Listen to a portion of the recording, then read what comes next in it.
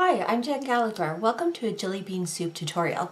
Today we're going to use this super charming unicorn stamp set, a circle card, and a circle shaker to make a magical shaker card.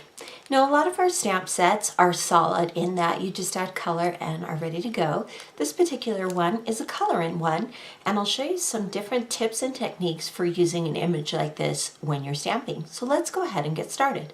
So our card sets come in a kind of off-white with a little bit of flecking to them. And sometimes you may feel intimidated by the fact that you have just white to work with. I want to show you one way that you can change the color of your cards. So I've opened it up, and what you want to do is place it on a protective surface because we're going to do some ink application. And I'm just tearing off a piece of tape. Now you'll see here that there's a nice fold here in the card, of course. So I'm going to place that tape right along the fold here, and this is going to serve as a mask. And what a mask is exactly what it sounds like. It's going to mask off part of the image so that I don't get ink on it, because I only want to ink on this part of the card, so this side of the card. Take it down, use my magnets. I'm using Hampton Art. This is a beautiful ink. It is called Aqua. And then I'm using a foam applicator and a brand new foam piece. You'll just get ink onto that foam piece. And then starting off the card, you want to start adding color to your card. Start light, and you can always come back and add in what you want. But just in a circular motion, you're going to add ink to the front of this card. So one way that you can change color is just simply adding ink to the piece that you're going to use, the card that you're going to use. So for this one, because it's a unicorn rainbow, I'm going with a beautiful blue sky color in a bright aqua blue. So just keep going. And you can see that there are circular marks, and we don't want those, so we just keep applying ink until those start to disappear and are covered by darker, more blended pieces. I'll just go over it one more time just to get a nice blending. And you can blend as much as you want, and you can go darker. I'll go a little darker on the bottom here so you can see it, by continuously adding dark ink to the bottom and then just more light up here at the top. And just keep going until you have a nice finished image. I'll keep going and then I'll come back and show you what it looks like. So once you have all of your ink blended, gently pull off your tape, and you'll see that you have a nice line and you didn't get any ink on the back. Now you could ink the entire front and the entire back, but I just wanted the front. So now you can see that I have a nice cover. Now when I turn this over, it looks like I have a little bit of white here along the edge where the tape covered a little bit too much. So I'll just come back with that sponge dauber and I will just color it in a little bit more. So what I love about foam blending is that for this particular piece, it almost looks like clouds because there's a little bit of that white showing through. So this is a great way to change the color. So give it a try. So to continue with this kind of magical effect, we're going to use the two star stamps from this particular stamp set. One is outlined and one is solid. And I'm using a Versamark ink stamp pad. And I'm stamping stars, and I'm going to work in sections. Now it's hard to see the Versamark ink on top of a blended piece. Trust me, it is there. You want your blending to be as dry as possible. Then I have a folded sheet of just printer paper, and then I am using a embossing powder that's called Silver Tinsel because I wanted it to be really, really glittery. So where you've stamped, add some shimmer. And because I've blended, you can see that there's a little bit of that glitter that's still around. I don't know if you can see it, but it's more than the stars itself. That's okay. Let me show you what happens when we emboss it. Use that fold in the paper and add this. I bet I'm going to get this glitter everywhere. That's okay. Add the lid. Make sure that you put the lid on before you do any embossing. And clear off any excess, or else what will happen is that you will blow it everywhere. So we're using our heat gun and we're setting this glitter. Oh, it's so pretty. You never know how it's going to turn out. Did you see how that shimmer and shines?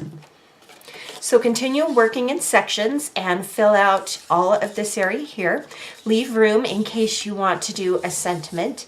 You may want to measure out the sentiment you're going to use so that you can add stars wherever you want, but just keep using the solid and the outline stamp to add some glittery stamped shining cards to the front of your card. Okay, here it is done. See how gorgeous that is? So little details like this, just layering right on top of the card, really make it look really, really incredible. So we're going to add this back here. And then, oh, it's so hard to pick a sentiment. I think this is always the hardest part for me. So I'm debating about whether to place the stamped sentiment directly on the front of the card. So I'm going to try it. And then if I don't like it, I'm going to cover it. So if you make a mistake, I'll show you, or you just don't like what you did, I'll show you something you can do. I'm going to try stamping directly on that card front and seeing what that looks like. So it's okay, I don't love it. So I had my suspicions about this. So if you do something like this, what I suggest you do is choose a piece of cardstock or other color, and I'm going to use black because I think it's going to look really dynamic with black, and I'll add some additional embossing in a different color. So stay tuned. So I want to use the black cardstock for this. I've changed to a different phrase. It's the I hope your day is all rainbows and unicorns. And because I want to emboss it so that it really pops off that black cardstock, I'm using a Versamark ink pad. Now you don't want to ink a phrase with small print like this stamp too much. You just want to ink it just enough. And then we're going to add that silver tinsel to the phrase again.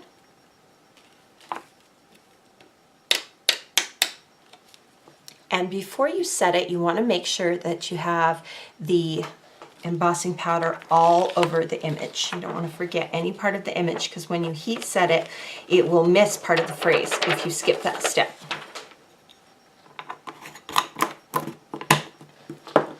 So don't place your fingers anywhere near the heat. So one trick I'll use is I will use a pencil or something to kind of hold my piece. Let me get a little closer so you can see as this begins to turn a magical silver color.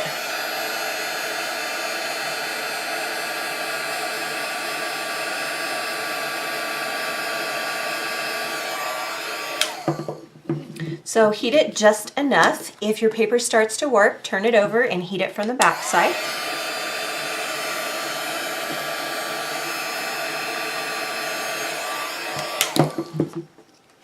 So now we can add this right on top of the original stamped image. And now I like it a lot better. I just feel it's a lot more dynamic. So I've added the black piece to the front of the card. Now this particular stamp set is designed a little bit differently. So sometimes we have elements that perfectly center around the die cut piece, such as this circle here and this circle here. This one is different in that you are going to place the majority of your items inside the filler. And we are going to be using some of the elements. You could use as many as you want or as few as you want, but I think it would be fun to add the rainbow and the unicorn and then some additional filler pieces. Now, when you're stamping with an image like this, I highly suggest you use this Memento Tuxedo Black ink. And the reason for that is this ink will set instantly. And when we color in the image with markers, this particular ink is not going to bleed. So experiment with your black ink before you start coloring on something, because some inks will bleed. So again, Memento Tuxedo Black is great, and it is a fade resistant dye ink. So I'm going to be using a specialized marker to color in my images, and they're Copic markers, and they're alcohol based, and they tend to bleed through thin paper. So I highly suggest 110 pound weight smooth white cardstock for coloring with Copic markers. If you're using a different kind of marker, you don't have to go quite as thick on your paper, but again, test it. So I've just cut out a piece, and I've added my elements onto my MISTI. And I'm using that black stamping ink. And it doesn't matter where I'm stamping because I'm going to be coloring the images. All I need is to ensure that I got a good enough outline. It looks like the cloud didn't quite fill in all the way. But you want to make sure your lines are all straight on each of your images. I'm going to be using more than one of the cloud and the star, so I will repeatedly stamp these on this particular sheet. Again, test your ink with your paper, with your markers, to make sure that all the components will work together. So I've picked some Copic marker colors, and I will test mine. Let me give you a quick shot in case you have Copics and want to use them. But I just suggest that you do exactly what I've done here. Pull out some colors that you like and test and play around with the colors. So I'm going to start on the rainbow, and I'm going to use the pink and just color in all of the images.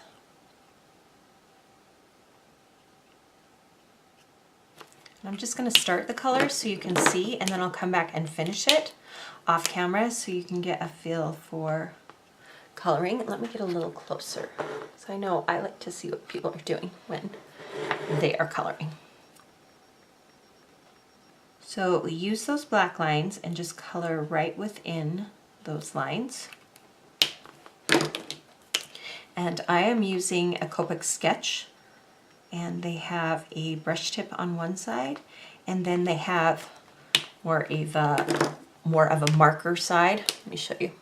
So like a chisel tip and a brush tip. I like the brush tip. And these are not traditional rainbow colors, but because I started my whole project with kind of a more different kind of a color scheme, this is what I am going to go with.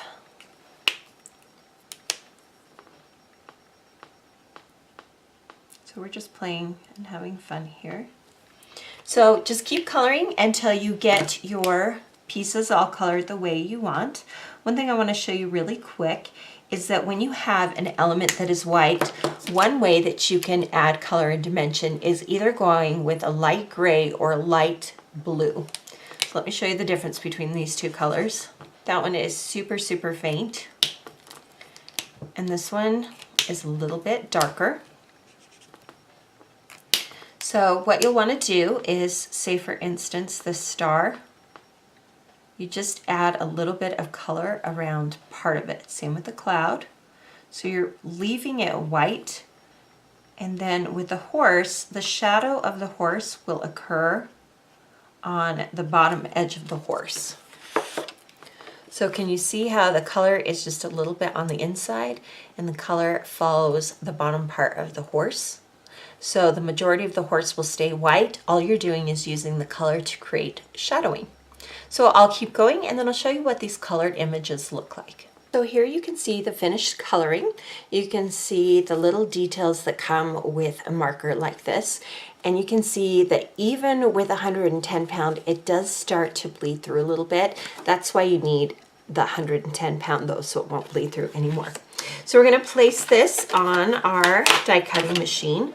I am using a Sizzix Big Shot, and I will use some washi tape to hold my dies in place. Now the rainbow does not come with one, and that is okay. We can fussy cut that one. That one's really easy. But these smaller shapes, it's just so great to have a die that will cut these out for you, especially something like that horse. just a little bit more. So you can always fussy cut if you don't want to pull out your die cut machine, but I really, really like having the option of just using my manual die cut machine. And I get a nice clean cut with each of these elements. So once I've centered the die around the image, I can run it through my die cut machine. So here's what the elements look like when they have been fussy cut or die cut. You can see it does a really great job. So then we're going to close the card, and I'm going to add a pencil line about in the half circle here, and here is why. Now the rainbow is too big to go inside of the shaker and is designed so that you can cut it out with the circle die that you can see here. Now what I'm trying to do here is get it centered. So I've opened up the card, I'm adhering it on the inside. We're going to do the same thing for the clouds. Just use a few glue dots, and I've used 2 of the big cloud images. Same here, you can use adhesive or you can use glue dots. So this is what the inside is starting to look like. Close it and make sure that your cloud pieces are about the same distance and that they're centered. So it's starting to look like this cloud piece. Now before we go any further, let's add another sentiment on the inside of the card. So I'll bring back my Misty. And on the outside we have, I hope your day is all rainbows and unicorns. And then on the inside, down here at the bottom, we'll add the birthday wishes sentiment. Make sure that is centered.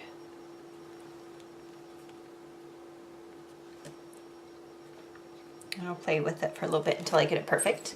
I'm using the Memento black ink for this sentiment, and this sentiment will only be visible on the inside of the card.